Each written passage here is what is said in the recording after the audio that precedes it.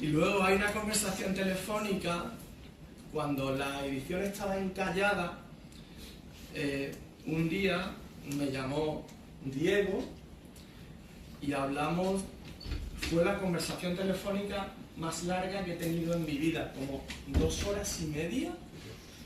Entonces, yo iba paseando y terminé en el muelle 1, me senté a contemplar el mundo del lujo, de los cruceros, de los barcos, y Diego hablándome por teléfono.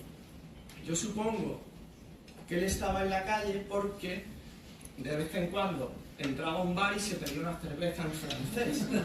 Entonces, con cada cerveza la edición mejoraba, mis dudas se resolvían e íbamos avanzando. Entonces, no hablamos solo de cerdos, sino que hablamos de la literatura, de la vida, hablamos de un poema maravilloso que él tiene, el de El mismo sol que alumbra el mármol, el último poema de principios básicos de Quiebra, que yo lo leí sentado en un banco rodeado de palomas y de vagabundos, y volvía una y otra vez al poema y cada vez me decía más cosas y bueno, y quedé fascinado.